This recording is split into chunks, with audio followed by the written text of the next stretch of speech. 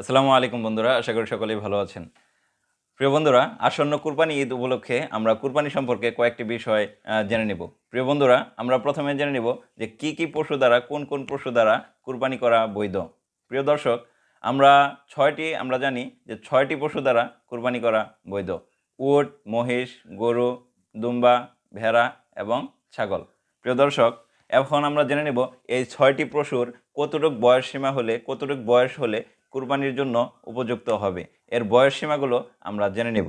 একটি উট কুরবানির উপযুক্ত হওয়ার জন্য তার বয়স হতে হয় সর্বনিম্ন ৫ বছর হতে হবে। ৫ বছরের ঊর্ধ্বে হলে সেটা কুরবানি করা যাবে, বা সর্বনিম্ন ৫ বছর একটি উটের বয়স হতে হবে, তাহলে সেটা কুরবানির জন্য উপযুক্ত হবে।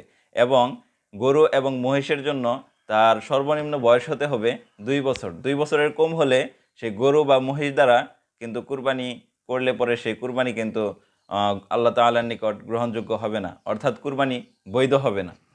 ছাগল এবং দুম্বার জন্য তার বয়স হতে হবে ১ বছর, অর্থাৎ ছাগল এবং দুম্বার কুরবানির উপযুক্ত হওয়ার জন্য তার বয়স হতে হবে সর্বনিম্ন ১ বছর।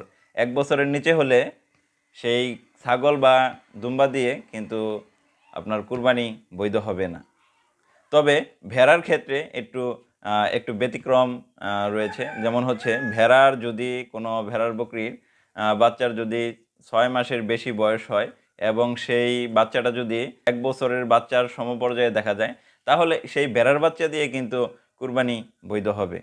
অর্থাৎ গরু, ছাগল, মহিষ, দুম্বা, উট এগুলার ক্ষেত্রে যার যা বয়সের নির্ধারিত বয়স রয়েছে, সেই বয়সের সীমানা অতিক্রম করতে হবে, সেই বয়সে পর্যন্ত পৌঁছাতে হবে, তাহলে কিন্তু সেগুলো দিয়ে আপনার কুরবানি বৈধ হবে।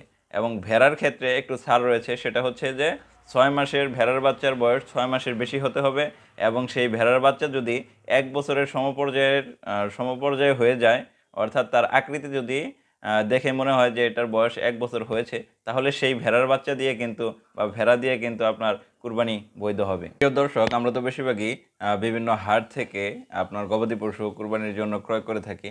তো আমরা বিশেষ করে এই কুরবানির পশুর বয়স সম্পর্কে একটু লক্ষ্য রাখব, যাতে সে পশুগুলোর বয়স সীমা ২ বছরের, অর্থাৎ গরু এবং মহিষ ২ বছরের নিচে না হয়, এবং ছাগল অথবা ভেড়া ১ বছরের কমে না হয়।